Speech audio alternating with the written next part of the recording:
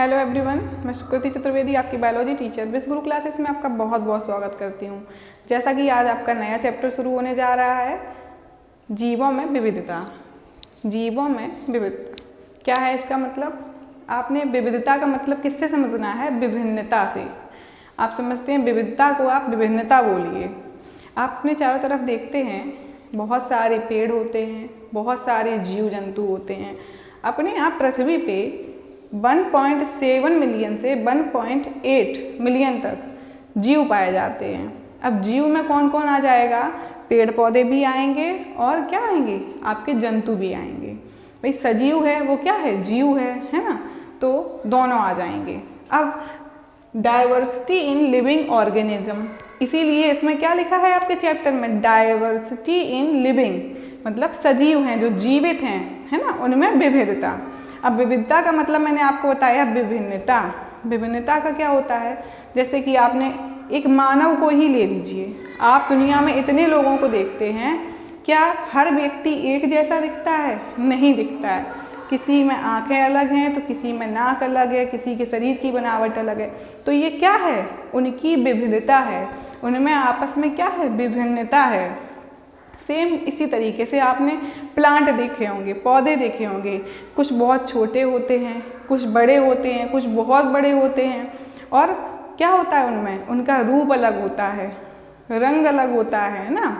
कोई बहुत डार्क हैं तो कोई लाइट ग्रीन कलर के हैं, है ना। और क्या होता है? उनका नेचर अलग होता है। कोई बेल के रूप में होता है, कोई झाड़ी के रूप में होता है, कोई वृक्ष के रूप में होता है ना। तो इसे ही हम क्या बोलते हैं? जीवों में विविधता। अब देखिए जीव भी कैसे होते हैं। कुछ माइक्रोस्कोपिक होते हैं जिन्हें हम अपनी नग्न आँखों से नहीं देख सकते, और कुछ इतने बड़े होते हैं जैसे कि आपकी व्हेल है, 30 मीटर तक लंबी हो जाती है ना।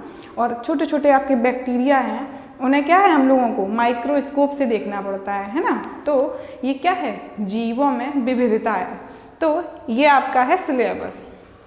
ये चैप्टर थोड़ा जटिल है, आपको इसे समझने के लिए थोड़ा सा दिमाग लगाना पड़ेगा। थ्योरी है, पूरी थ्योरी तो है ही है, बस थोड़े क्या है, मैं आपको एग्जाम्पल के थ्रू बताऊंगी तो आपको समझ में आ जाएगा। तो देखिए पहला है आपका, इसमें क्या है? वनस्पतियों एवं जंतुओं में विविधता। तो मैंने जो आपको भी बताई है कि वनस्पतियों एवं जंतुओं में विविधता, तो वही होगी आपकी क्या? पौधों में और जंतुओं में विभिन्नता। जैसे आप अपने आप छोटा सा एग्जाम्पल देख लीजिए। गाय देखिए, भैंस देखिए, बकरी देखिए, कुत्ता देखिए, बिल्ली देखिए, चूहा देखिए, खरगोश देखिए, है ना। ये इन सबको तो आपने पास से ऑब्जर्व किया होगा। तो क्या ये सब एक जैसे हैं? सब क्या हैं? एनिमल्स ही हैं, लेकिन कैसे हैं? सब अलग अलग हैं। सब में क्या है? इनके गुण अलग हैं, इनकी बनावट अलग है, और इनके क्या है? इनके जो बाहर से दिखने का स्वरूप है वो अलग है ना। तो यही क्या है? जंतुओं में विविधता। और पौधों में क्या है? कुछ एक वर्षीय होते हैं, कैसे होते हैं? जो एक ही साल लगते हैं। कुछ द्विवर्षीय होते हैं जो 2 साल तक रहते हैं। कुछ बहुवर्षीय होते हैं जो बहुत सालों तक ऐसे ही खड़े रहते हैं ना। आपकी फसलें हैं 1 साल में ख़त्म हो जाती हैं, है ना। तो ये क्या हो गया? वनस्पतियों में विविधता हो गई। अब आते हैं आपका दूसरा, वर्गीकरण का आधार। अब पहले तो आप यही समझिए वर्गीकरण क्या होता है। मैंने आपको मान लो बहुत सारी बुक्स के बंडल दे दिए, वो बुक्स 1 to 8 तक की हैं। कक्षा 1 से कक्षा 8 तक की मैंने आपको हर सब्जेक्ट की बुक्स के बंडल दे दिए, और मैंने बंडलों को क्या किया है? मिला दिया आपस में, किताबों को खोल के मिला दिया है। फिर हम आपसे कहें कि अब ये जितनी भी बुक्स हैं आप इनको क्या करो? एक जैसी अलग अलग लगाओ, इनको क्या करो? इनका इकट्ठा करो। तो आप कैसे करोगे कि हर क्लास की बुक कैसे अलग करोगे? हर सब्जेक्ट की बुक कैसे अलग करोगे? तो आप क्या देखोगे? उसका क्लास देखोगे, उसका सब्जेक्ट देखोगे, उसे उठा के एक जगह रख दोगे। फिर अगर वही बुक आपको दोबारा मिलती है तो आप उस बुक को उठा के उसी बंडल में लगाएंगे। तो आप क्या कर लेंगे? उसका वर्गीकरण। ऐसे ही वर्गीकरण का आधार भी क्या होता है? भाई आपने बुक्स में क्या आधार लिया? क्लास और सब्जेक्ट। भाई आपने क्लास देखा और सब्जेक्ट देखा और आपने बुक को अलग कर लिया, यानी कक्षा 1 की किताबें अलग कर ली साइंस की, 1 की मैथ की अलग कर ली, 1 की इंग्लिश की अलग कर ली। तो ये आपका वर्गीकरण का क्या आधार हो गया? क्लास और सब्जेक्ट।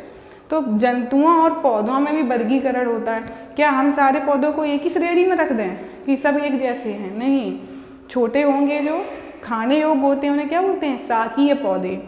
सॉफ्ट होते हैं उन्हें क्या बोलते हैं, शाकीय पौधे। तो उन्हें अलग रखा गया है ना। जो बीच के होते हैं, ना बहुत बड़े होते हैं और ना छोटे होते हैं, उन्हें कहते हैं झाड़ियाँ, उन्हें अलग रख दिया गया है। और जो बहुत बड़े होते हैं उनको अलग रख दिया गया है। तो ये सिर्फ किसके बेस पर है, उनकी संरचना के आधार पर। तो ऐसे ही पौधों में भी बहुत सारे गुण होते हैं ना, उनके आधार पर उनको अलग अलग वर्गीकृत किया गया है। तो वर्गीकरण का आधार क्या हो गया, संरचना हो गई, कलर हो गया। भाई फूल है, हम बहुत सारे फूल आपको इकट्ठे करके दे दें अलग अलग टाइप के, फिर हमें आपको कहें कि इनको अलग कीजिए एक जैसे, तो आप क्या देख के उन्हें इकट्ठा करेंगे, यही देख के तो इकट्ठा करेंगे कि ये गुलाब का है, ये गेंदा का है ना, या ये चांदनी का है। उनका कलर देखेंगे और उनकी क्या देखेंगे आप, वैरायटी देखेंगे कि कौन सी तरीके का है। तो उस आधार पे आप उसको वर्गीकृत करेंगे।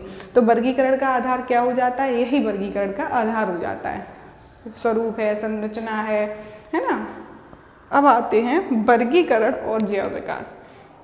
अब आपको पता चल गया वर्गीकरण क्या होता है और वर्गीकरण क्यों किया जाता है। इसलिए किया जाता है ताकि हमें पता चल जाए कि हम अगर कक्षा 1 की किताबों के बारे में जानकारी ले रहे हैं तो हमें सारी किताबें मिल जाएं कि कक्षा 1 की बुक्स ये रखी हैं, कक्षा 2 की बुक्स ये रखी हैं ना। तो वर्गीकरण से क्या होता है, हमें आसानी रहती है, चीज़ों को समझने में, पढ़ने में आसानी रहती है। अब आते हैं वर्गीकरण और जैव विकास। चलो वर्गीकरण हो गया, अब जैव विकास क्या होता है। देखो अपन लोग बहुत जटिल हैं, अपन लोग जटिल संरचना वाले जीव हैं। क्या जब पृथ्वी, जब सृष्टि नष्ट होकर दोबारा से बनी थी तो क्या सीधे हम ही लोग आ गए थे ज़मीन पे? नहीं, ऐसा नहीं हुआ था। सबसे पहले क्या आए थे, सूक्ष्म जीव आए थे, माइक्रोब्स आए होंगे। फिर उनकी संरचनाओं में क्या हुआ होगा, परिवर्तन हुआ होगा, है ना। फिर उनसे थोड़े और जटिल जीव बने, फिर उनसे थोड़े जटिल जीव बने। तो हमने अपने जैव विकास में क्या पढ़ा है कि हम लोग क्या हैं, कपी। अपने हमारे पूर्वज थे जो क्या थे, कपी थे, है ना, कि बानर जाति से पैदा हुए अपन लोग, क्या बोला था, कपी थे। अपने जो आदि मानव था वो क्या था, कपी था पहले। तो वही है जैव विकास। अब जैव विकास में होता क्या है, कुछ जीव आज भी ऐसे हैं जिनकी संरचना तब भी वैसी थी और आज भी ऐसी है। तो उन जीवों को क्या बोलेंगे, आदिम जीव। क्या, आदिम जीव, आदिम जीव, या क्या बोलेंगे, निम्न जीव। अब आपसे कोई पूछ दे कि आदिम जीव क्या होते हैं, तो आदिम जीव वो जीव होते हैं जिनमें क्या है, जिनकी संरचना में कोई परिवर्तन नहीं होता है, जो पहले भी वैसे ही थे, आज भी वैसे ही हैं। और दूसरे होते हैं आपके उन्नत जीव। उन्नत जीव, अब उन्नत जीव कैसे होते हैं, उन्नत का मतलब क्या होता है, उन्नति कर रहे हो आप, मतलब आप में लगातार क्या है, बढ़ोतरी हो रही है, बदलाव हो रहा है। तो जो जीव अपनी प्रारंभिक अवस्था से जटिल अवस्था में आ गए हैं वो जीव कैसे कहलाएंगे, उन्नत जीव, है ना। तो अगर हमें जैव विकास पता नहीं होगा तो हम वर्गीकरण कैसे करेंगे। भाई हमें ये भी तो पता होना चाहिए कि सबसे पहले कौन आया था, बैक्टीरिया आए होंगे, कि वायरस आए होंगे, या फिर कवक आए होंगे, या शैवाल आए होंगे। तो हमें ये चीज़ पढ़नी भी बहुत ज़रूरी है कि सबसे पहले कौन आया, फिर उसके बाद कौन आया। तो इसी आधार पर हम क्या करेंगे, वर्गीकरण करेंगे, है ना। तो जैव विकास और वर्गीकरण में बहुत बड़ा संबंध है, क्योंकि जैव विकास पता नहीं होगा तो हम वर्गीकरण नहीं कर पाएंगे। तो आपका तीसरा ये हो गया टॉपिक। अब आते हैं वर्गीकरण समूहों की पदानुक्रमित संरचना। अब ये हायरार्की क्या होती है, ये आपकी हायरार्की होती है। वर्गीकरण हमने कर लिया और हमने आपको बताया कि हमने कक्षा 1 के, कक्षा 2 के, कक्षा 3 से लेके 8 तक के सारे बंडल बना के रख लिए हैं। अब समूहों की पदानुक्रमित संरचना अब हमने रख लिए। अब वो तो बहुत बड़े बड़े बंडल बन जाएंगे ना, जैसे कक्षा 1 के अलग रख लिए, कक्षा 2 के अलग रख लिए। अब उसमें क्या है, कक्षा 1 के में साइंस भी होगी, मैथ भी होगी, इंग्लिश भी होगी। अब उनको भी तो 3 भागों में बांटना पड़ेगा ना, तब वो उनका सही क्लासिफिकेशन होगा। अभी 1 के, 2 के, 3 के, 4 के, 5 के, 6 के, 7 के, 8 के हमने रख लिए। अब उनमें भी तो उनके सब्जेक्ट हैं, भाई 8th क्लास तक और सब्जेक्ट बढ़ जाएंगे, तो वो बंडल तो बहुत बड़ा दिखेगा हमें। उस बंडल को छोटा करने के लिए, उसको समझने के लिए हम क्या करेंगे, उसके छोटे छोटे स्टेप बना देंगे। तो हमने वर्गीकरण पदानुक्रमित, हायरार्की क्यों बनाते हैं। देखो आपके वीटेकर हैं, WH वीटेकर थे, उन्होंने क्या किया था, आपके पादप और जंतु जगत को कितने भागों में बांटा था? 5 भागों में। मोनेरा, प्रोटिस्टा, कवक, पादप और जंतु। इन्होंने 5 किंगडम क्लासिफिकेशन दिया था। WH टेकर ने 5 किंगडम क्लासिफिकेशन दिया। इन्होंने क्या किया? सबको उठा के 5 भागों में बांट दिया।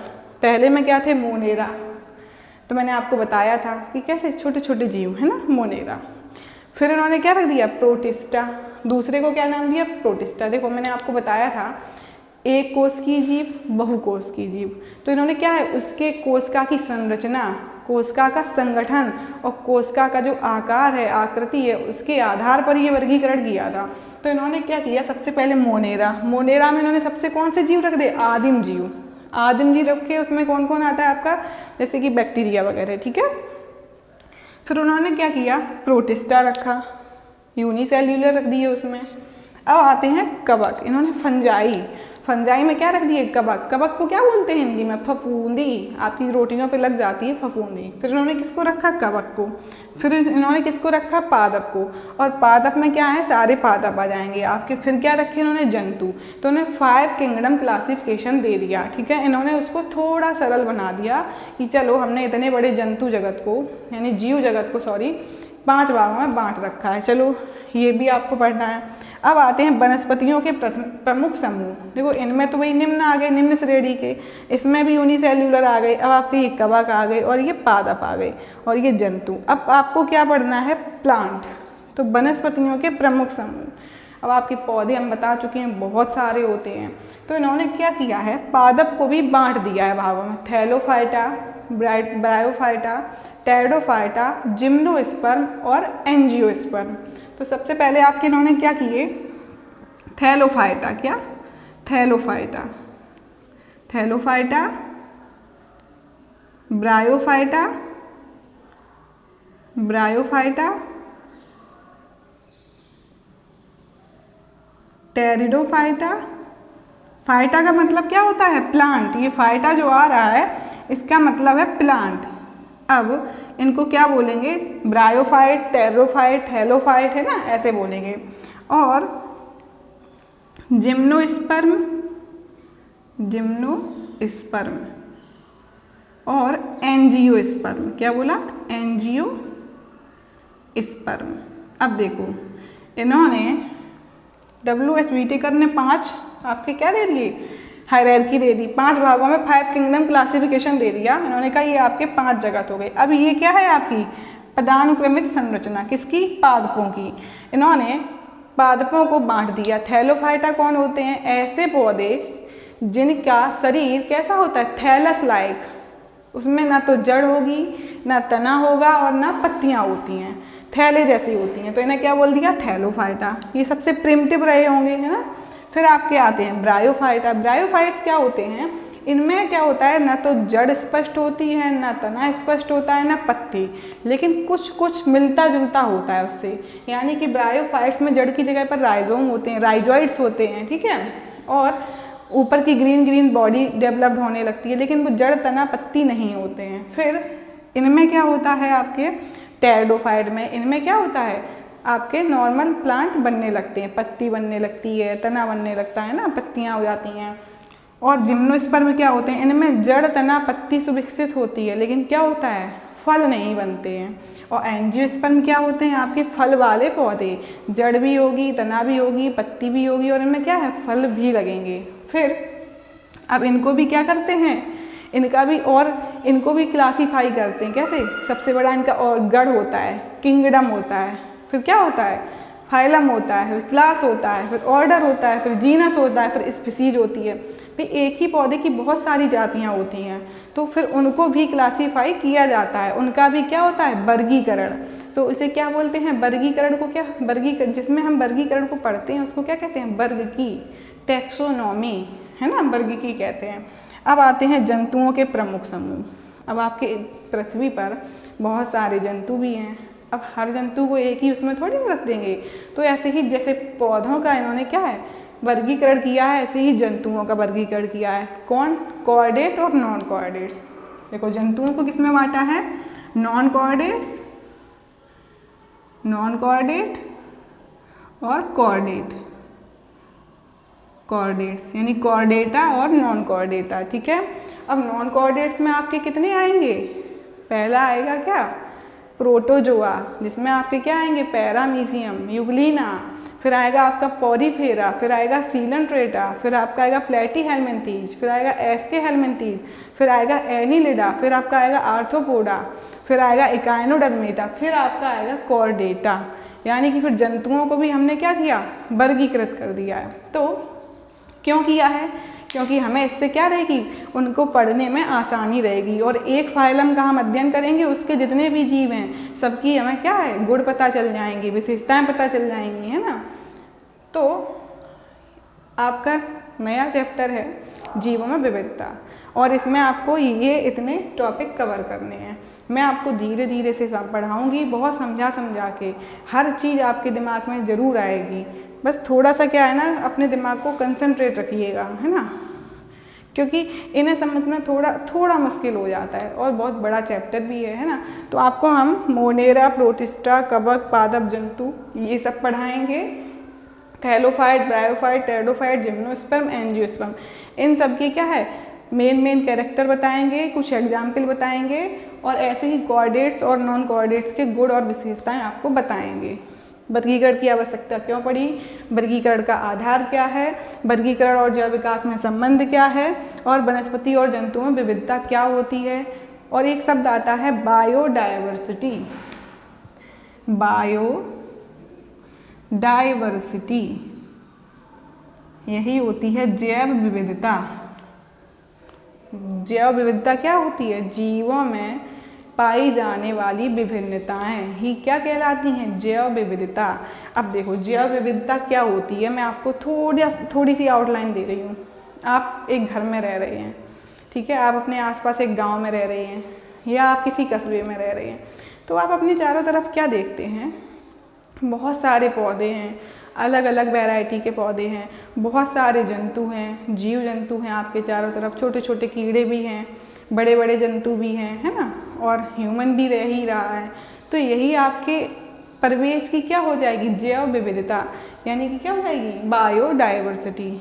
तो उम्मीद करते हैं कि आपको जब हम क्लास पढ़ाएंगे, कल से आपके जब हम टॉपिक शुरू करेंगे, तो आपको ये नहीं लगेगा कि हम वर्गीकरण क्या है, ये मैम क्या लिखवा रही हैं वर्गीकरण, या फिर ये मोनेरा क्या लिखवा रही हैं, प्रोटिस्टा क्या लिखवा रही हैं। तो आपको कल के बाद ऐसा लगेगा कि हाँ मैम ने ये बताया था, ये सुना हुआ शब्द है।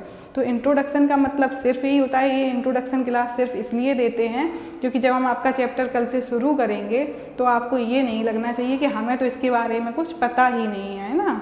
तो कल से आपका एक नया टॉपिक शुरू हो जाएगा और आपका चैप्टर ये है और इसका सिलेबस ये है। अपने पेज पे नोट कर लीजिएगा, है ना। ठीक है, कल मिलते हैं तो फिर।